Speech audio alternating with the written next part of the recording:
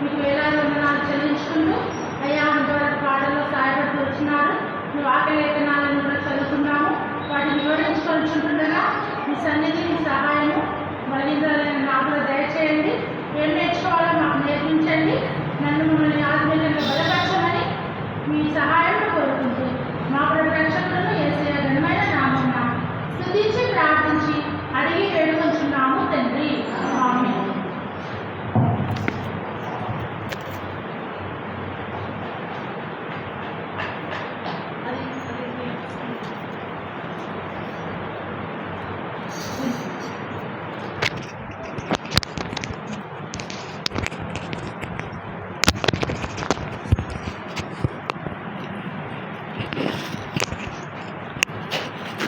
మన అపోస్తల కార్యములు 12వ అధ్యాయంలో మరి చాలా విషయాలు గత దినాలుగా, గత వారాలుగా మనం చెప్పుకుంటూ వచ్చినాము. అయితే ఇక్కడ ఉన్న వారిని అందరినీ చెప్పుకున్నాము. అయితే నేను అన్నా కదా పౌలు గురించి కూడా తర్వాత చెప్పుకుందాము అని చెప్పినాను అనమాట. అందుకని పౌలు గురించి కూడా మరి చెప్పాలని ఆలోచన వచ్చింది. అయితే పౌలు గురించి చెప్పాలంటే అసలు ఎన్ని ప్రసంగాలు కదా. పౌలు జీవితము మరి చాలా విషయాలు, చాలా సంగతులు ఆయన గురించి రాయబడి ఉన్నాయన్నమాట. కాబట్టి ఆయన గురించి అన్నీ క్లియర్గా చెప్పుకోవాలంటే అసలు నాకే శక్యం కాదు, తరం కాదన్నమాట. అయినా మరి సౌలు గురించి మరి యేసుప్రభు నమ్మక ముందు సౌలుగా ఉండి తర్వాత పౌలుగా మారడానికి కారణమైన విషయాలను మరి కొన్నిటిని చూసుకుందాం. మనకు తెలుసు బైబిల్ స్టడీలో కూడా పౌలు గురించే వస్తుంది. కాబట్టి సౌలుగా ఉన్నప్పుడు సౌలు ఎవరు, ఆయన జీవితము ఎలాంటిది అనే విషయాలు కొన్ని మనం చూసుకుందాం కదా. మనకు తెలుసు 9వ అధ్యాయంలోకి వస్తే సౌలు గురించి చాలా విషయాలు అక్కడ దేవుడు దర్శించే విషయం వరకు తను ఎంతగానో క్రైస్తవులను హింసించిన వాడుగా ఉంటాడు.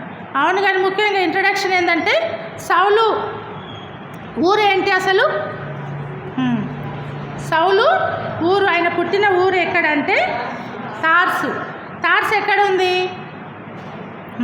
చిన్న ఆసియాలోని కిలికియా అనే ప్రాంతంలో తార్సు అనే పట్టణం. కిలికియా పట్టణానికి తార్సు రాజధాని అన్నమాట. అయితే ఆ రాజధాని తార్సు అన్నమాట. తార్సులో ఈయన పుట్టినాడు.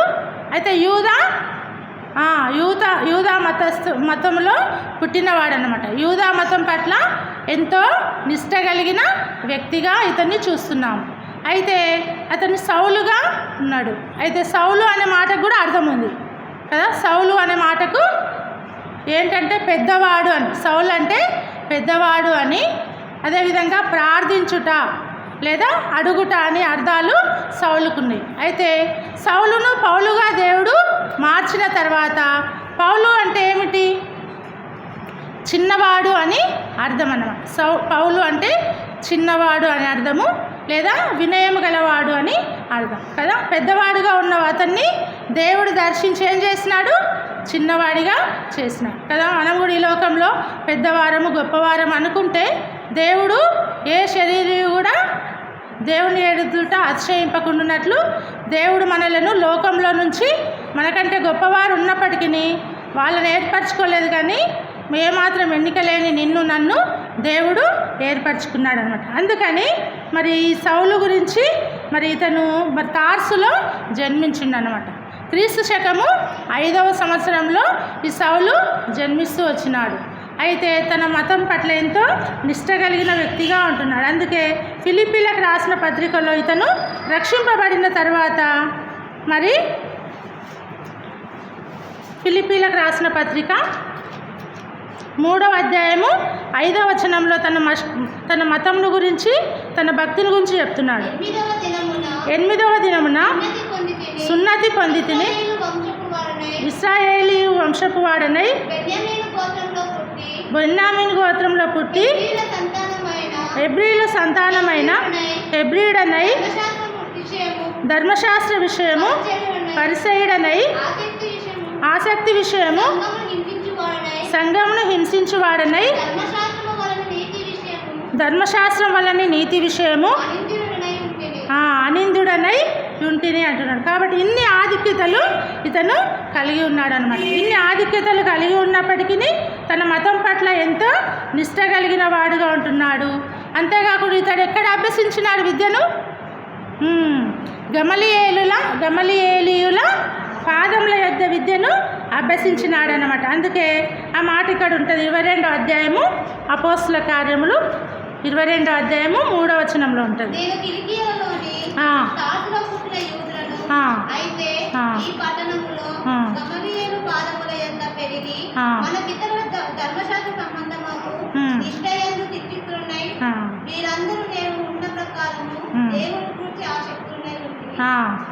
ఆ విధంగా అన్నమాట. ఇతడు ఎట్లున్నాడు?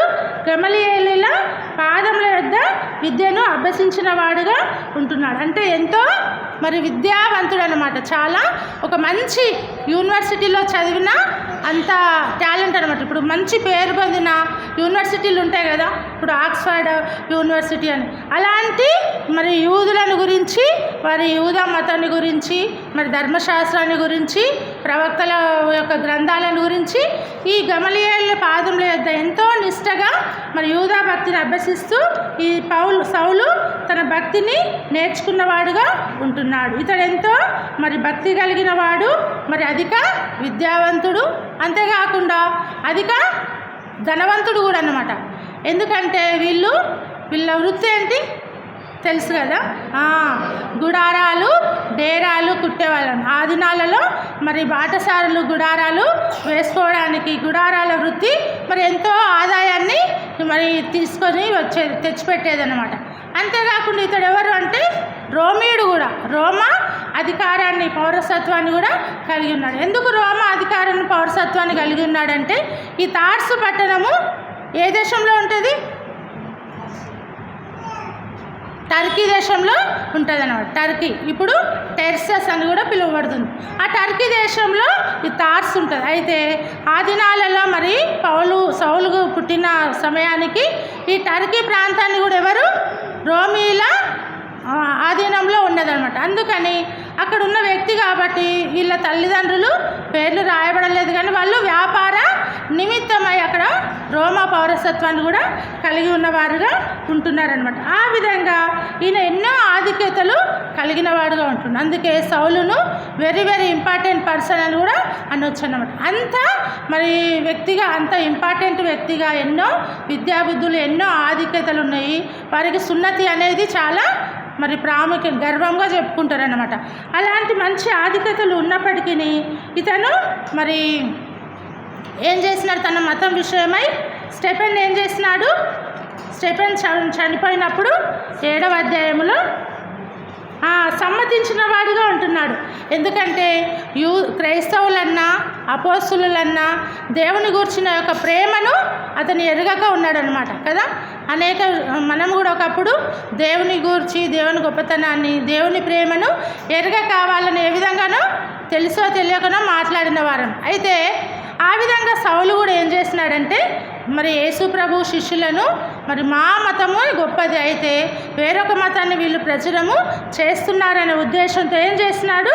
మరి స్టిఫెన్ని రాళ్లతో కొట్టి చంపినప్పుడు యూదులు ఇతను సమ్మతించిన వాడుగా ఉంటున్నాడు, సాక్షిగా ఉంటున్నాడు. అందుకే 58వ వచనంలో ఉంది, ఆ పట్టణపు వెళ్ళగొట్టి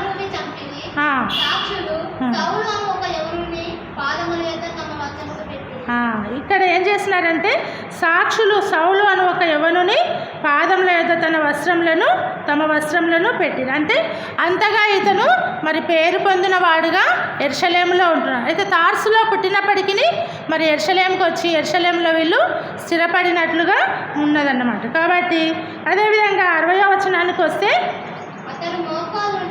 చాలు, చివరి వచనమమ్మ, చివరి మాట.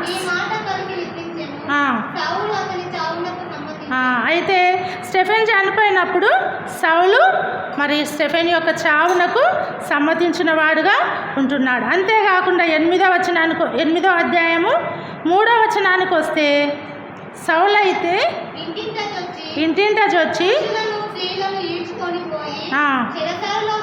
వేయించి తన మతం పట్ల అతనికి ఒక వినలేని పిచ్చి అన్నమాట. ఆ పిచ్చిని బట్టి ఏం చేస్తున్నాడు, మరి ఇంటింట వచ్చి పురుషులను స్త్రీలను ఈడ్చుకొని పోయి చెరసాలలో వేయించిన వాడుగా సంఘమును పాడు చేసేవాడుగా ఉంటున్నాడు.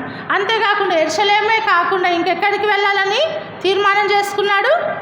9వ అధ్యాయానికి వస్తే దమస్కుకు వెళ్ళి అక్కడున్న కూడా ప్రభు శిష్యులను 9వ అధ్యాయము 1వ వచనం చూస్తే బెదిరించుచు ప్రభు శిష్యులను మరి హత్య చేయటే అని తనకు ప్రాణాధారమైనట్టు ప్రధాన యాజకుని యొద్దకు వెళ్ళి ఈ మార్గమందున్న పురుషులనైనను స్త్రీలనైనను కనుగొని ఎడల వారిని బంధించి వచ్చుటకు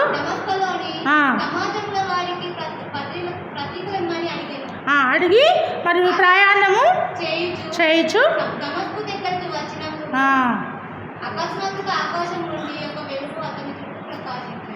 ఆ విధంగా మరి అతను దమస్కులోనికి వెళ్ళి కూడా ఏం చేస్తున్నాడు, భయంకరంగా అక్కడున్న శిష్యులను క్రైస్తవులను హింసించాలని అధికారుల చేత పత్రికలను కూడా తీసుకొని హింసించడానికి వెళ్తూ ఉన్నాడు అనమాట.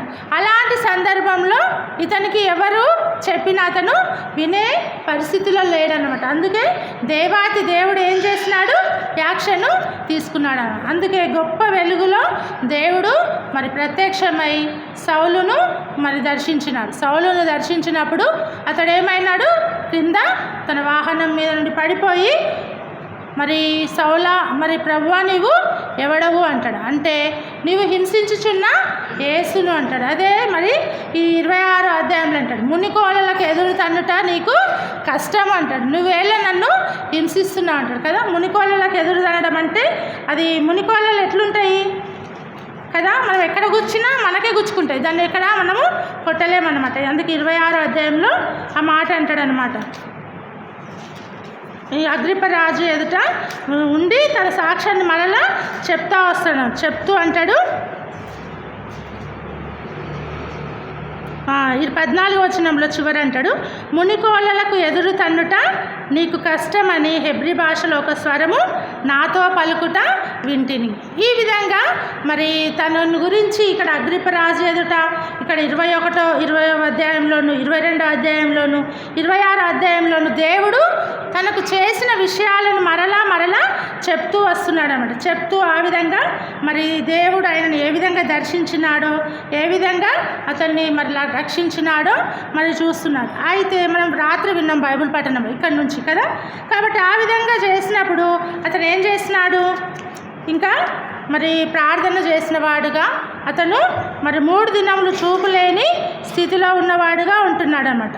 అలాంటి స్థితిలో ఉన్నప్పుడు మరి దేవుడు అననీయను పంపించి అతనితో మాట్లాడి అతనికి చూపు వచ్చేటట్లుగా చేస్తూ వచ్చినాడు. ఆ విధంగా చేసినప్పుడు అతన్ని కన్నుల నుండి ఏం రాలినాయి, పొరల వంటివి రాలగా అతని దృష్టి కలిగి లేచి బాప్తిస్మము పొందినాడు. తర్వాత ఆహారము పుచ్చుకొని బలపడినవాడు. మతపిచ్చి అనే ఆ కంటి పొరలు అనేటివి అతనికి రాలిపోయినాయి అన్నమాట. అందుకే ఆ కన్నులు, అందుకే మనోనేత్రాలు వెలిగింపబడ్డాయి కదా. అందుకే ఎఫెసీ 1:17లో ఉంది, నా మనోనేత్రాలు వెలిగింపబడినందున అప్పుడు యేసును దృష్టించి చూసిన వాడుగా ఉంటున్నాడు అన్నమాట. కాబట్టి మనోనేత్రాలు తెరవబడక మునుపు మరి మనం కూడా మరి లోకంలో పాపంలో జీవిస్తూ నిజమైన దేవుణ్ణి ఎరగకున్నాము. అయితే ఒక దినమున దేవుడు సువార్త ద్వారా మనల్ని దర్శించినప్పుడు మన మనోనేత్రాలను కూడా దేవుడు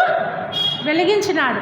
ఆయన మనల్ని దర్శిస్తూ వచ్చినాడు. అందుకనే మనం కూడా యేసు ప్రభువుని దేవుడని ఒప్పుకోవడానికి ఎంతో మరి ఆస్కారం ఉందన్నమాట. కాబట్టి ఎంతో భయంకరమైన ఈ సౌలును దేవుడు దర్శించినాడు. దర్శించి అతన్ని ఏం చేసినాడు, మరి పౌలుగా మార్చుటకు దేవుడు అతనికి యాక్షన్ తీసుకున్నాడు అనమాట. ఆ విధంగా మరి 9వ అధ్యాయంలోను తర్వాత మరి ఆ విధంగా దర్శించుట వలన ఏం చేసినాడు, ఇంకా అతను దేవుని సువార్త దమస్కులో ఏం చేస్తున్నాడు, మా ఊరు చివర ఎంట్రన్స్లో అతనికి ఆ విధంగా అయ్యింది.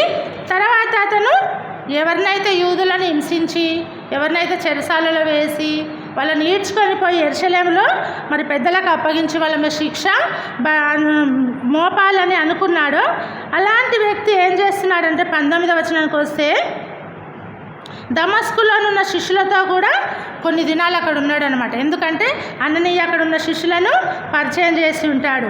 అంతేకాకుండా వెంటనే సమాజ మందిరంలోకి వెళ్ళి యేసే దేవుని కుమారుడని ఆయనను గూర్చి ప్రకటించుచూ వస్తున్నాడు. యేసు గురించి ఇతడు చాటించొద్దు, యేసును నమ్మకూడదు అని చెప్పేసి యేసుకు విరోధంగా ఇతను ప్రకటన చేయడానికి వచ్చిన ఈ వ్యక్తి యేసే దేవుడని, మరి దేవుని కుమారుడని ఆయనను గురించి ప్రకటిస్తుంటే వినిన వారికి అందరికి ఏమైంది? ఎంతో విభ్రాంతి అన్నమాట, ఆశ్చర్యము కలిగిందనమాట. కలిగేసరికి ఇంకా చూస్తే ఇక్కడికి వచ్చేసరికి 22వ వచనంకి వస్తే సౌలు మరి ఎక్కువగా బలపడి ఈయనే క్రీస్తు అని రుజువుపరచుచు దమస్కులో కాపురమున్న యూదులను కలవరపరిచినాడు. అది ఇంతకుముందు యేసు ప్రభుకు మరి విరోధంగా చాటించిన ఇతనికి ఏమైంది? మరి క్రీస్తే మరి ప్రభు అని మరి ఇతను ప్రకటిస్తుండేందని చెప్పేసి యూదులందరూ కలవరపడుతూ వచ్చినారనమాట. ఈ విధంగా అనేక దినములు అయిన పిమ్మట మరలా ఇతను మరి ఎక్కడున్నాడు?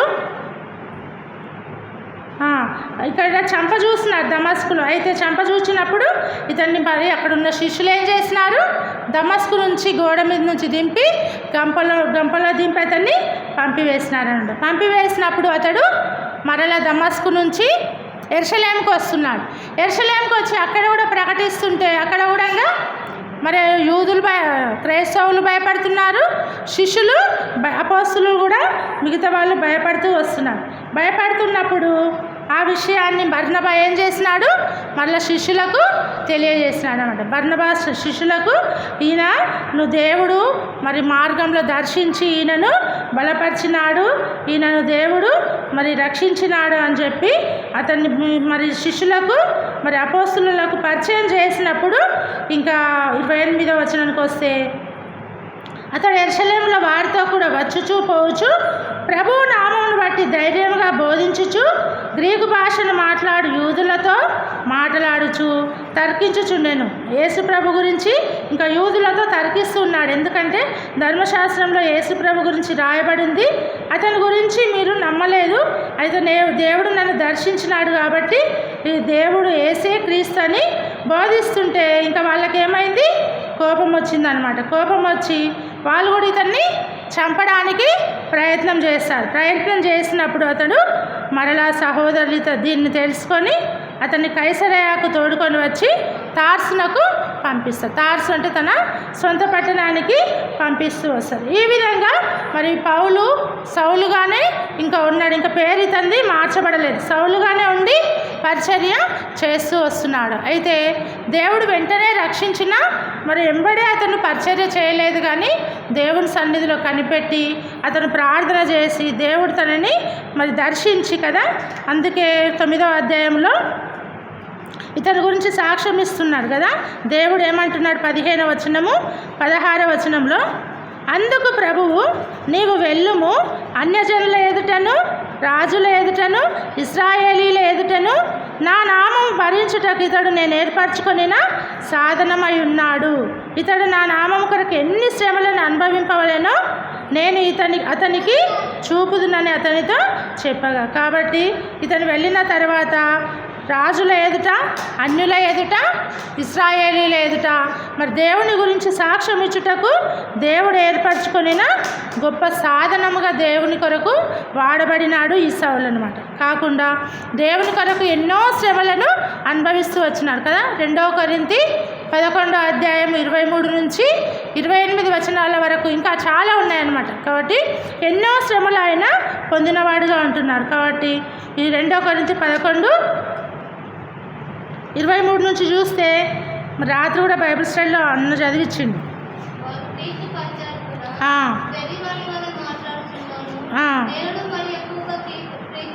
నేను మరి ఎక్కువగా క్రీస్తు పరిచారకుడను, మరీ విశేషముగా ప్రయాసపడితిని, చెరసాలలో ఉంటిని, అపరిమితముగా దెబ్బలు ప్రాణాపాయములలో ఉంటిని,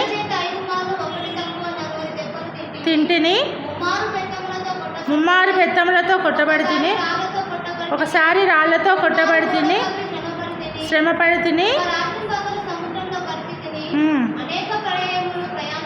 ప్రయాణములలోను నదుల వలనైన ఆపదలను దొంగల వలనైన ఆపదలలోను నా స్వజనుల వలనైన ఆపదలలోను అన్యజనుల వలనైన ఆపదలలోను పట్టణములో ఆపదలలోను అరణ్యములో ఆపదలలోను సముద్రములో ఆపదలలోను కపట సహోదరుల వలని ఆపదలలోను ఉంటిని కష్టములతోనూ తరచుగా జాగరణములతోనూ ఆకలి దప్పులతోనూ ఉపవాసములతోనూ చలితోనూ దిగంబరత్వముతోనూ ఉంటిని ఇంకనూ చెప్పవలసినవి అనేకములు ఉన్నవి అంటున్నాడు. కాబట్టి ఆ విధంగా అనేకమైన శ్రమలను మరి సౌలు దేవుని కొరకు పొందినాడు. కేవలం దేవుడు దర్శించుట ద్వారా అన్ని శ్రమలు దేవుని కొరకు పొందడానికి ఇష్టపడుతూ వచ్చినాడు. కాబట్టి మనల్ని దర్శించి దేవుడు మనల్ని కూడా రక్షించినాడు. మనకు అన్ని శ్రమలు రాకపోయినా కొన్ని శ్రమలు వచ్చినా కూడా మనం ఏమవుతాము, ఎంతగానో కృంగిపోతాం. కానీ మనకు ఎన్ని శ్రమలు వచ్చినా ప్రభువు కొరకే, ప్రభు పక్షాననే మనము నిలబడాలే కానీ మనము కృంగిపోకూడదు అన్నమాట. కాబట్టి ఆ విధంగా సౌలు ద్వారా మనం అనేక విషయాలు నేర్చుకోవచ్చు. ఈ విధంగా మరి ఇక్కడ సౌలు మరి ఇంకా పరిచర్య చేస్తూ మరి ఏం చేస్తున్నాడంటే 12వ అధ్యాయము 25వ వచనానికి వస్తే, బర్నబాయును సౌలును తన పరిచర్య నెరవేర్చిన తర్వాత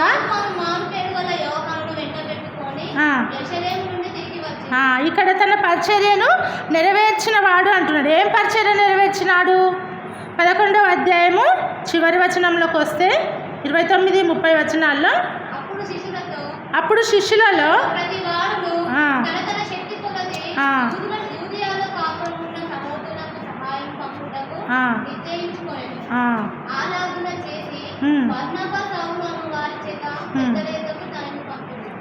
ఇతను శిష్యుడుగా ఉన్నప్పుడు ఏమైందంటే వీరిద్దరిని మరి యెరూషలేములో మరి కరువు వస్తుందని చెప్పేసి యూదయలో ఉన్న ప్రజలకు సహాయము చెంద పోగు చేసి మరి యెరూషలేముకు పంపిస్తున్నారు. ఎక్కడి నుంచి?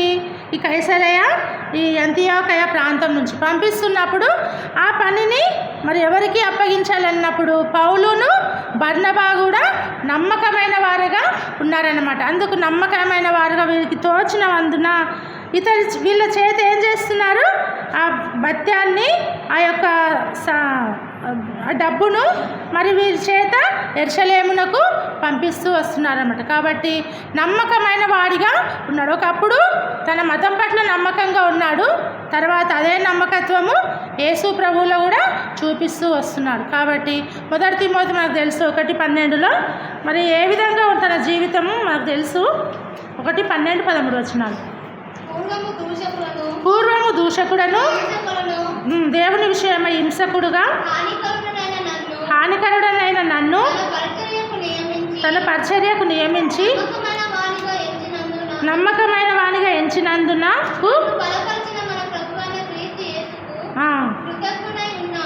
ఇక్కడ నమ్మకమైన వానిగా ఎంచినందుకు అంటాడు. కాబట్టి నమ్మకమైన వ్యక్తిగా ఇతన్ని మరి శిష్యులు ఎంచినారు, దేవుడు కూడా ఎంచినాడనమాట.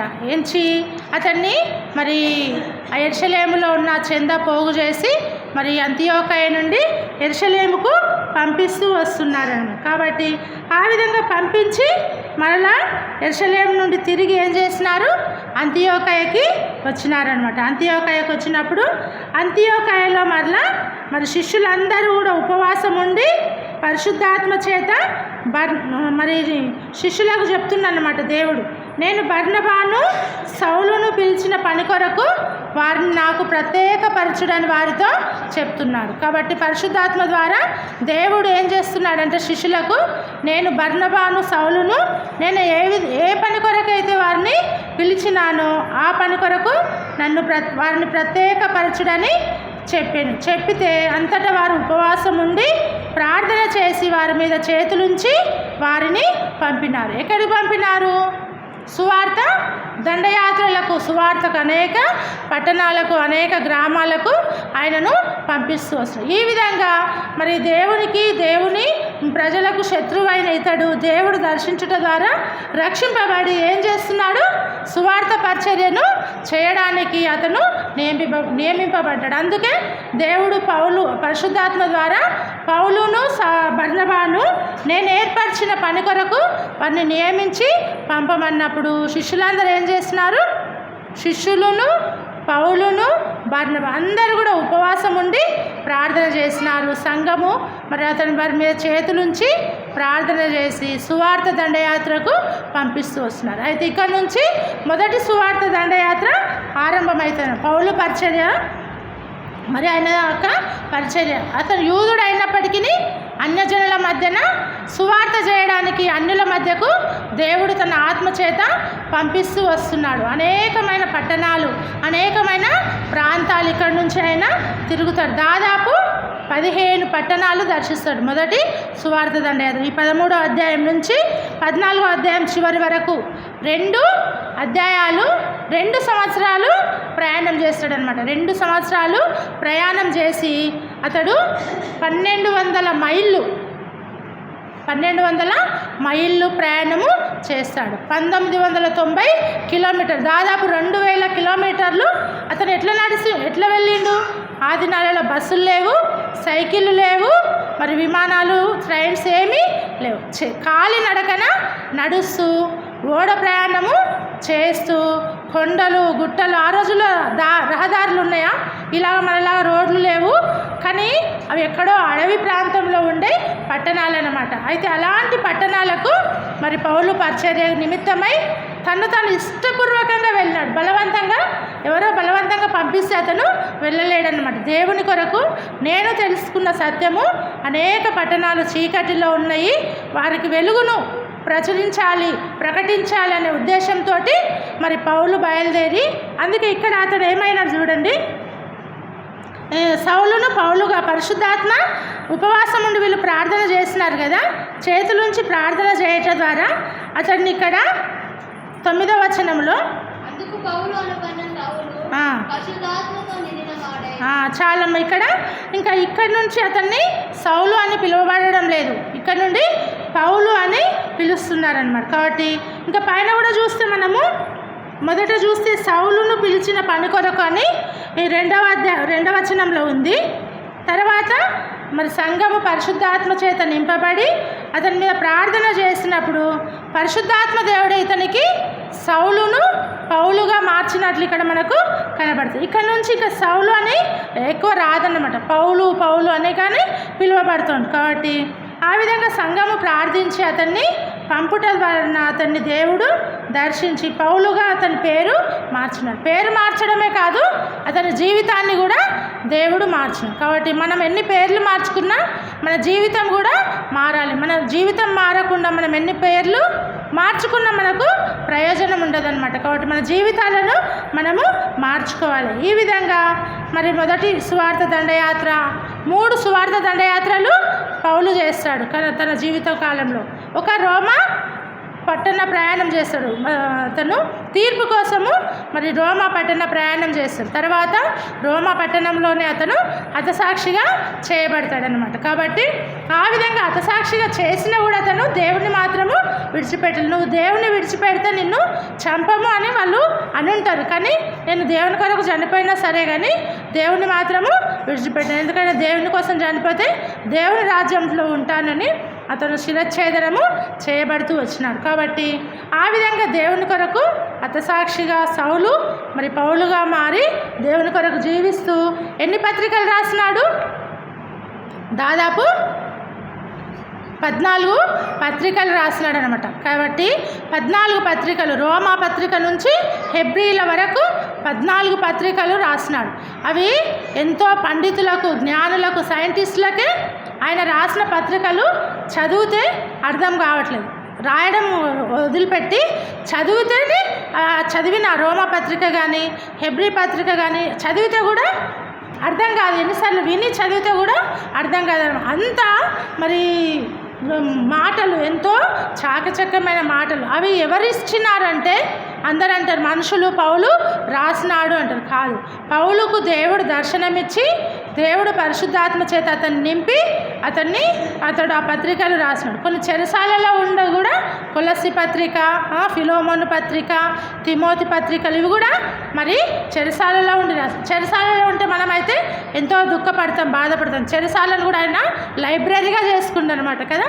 ఎంత గొప్ప వ్యక్తి, అతని ద్వారా ఎన్నో నేర్చుకోవచ్చు. మనం చెరసాలలో ఉంటే బాధపడతాము, సరిగా ఆహారం పెట్టకుండా మంచిగా పెడితేనే మనం అయితే నాకు ఆహారం లేదు. రోజుకు ఒక రొట్టె ఇచ్చేవాళ్ళు అనమాట. ఒక రొట్టె ఇచ్చి అక్కడే అతను ఒక లోతుగా ఉంటుంది, ఒక చిన్న ద్వారం ఉంటుంది, అందులో నుంచి రొట్టె వేస్తారనమాట. ఇంకా టాయిలెట్కి కానీ బాత్రూమ్కి కానీ స్నానానికి కానీ ఎక్కడికి వెళ్ళే పరిస్థితి లేదన్నమాట.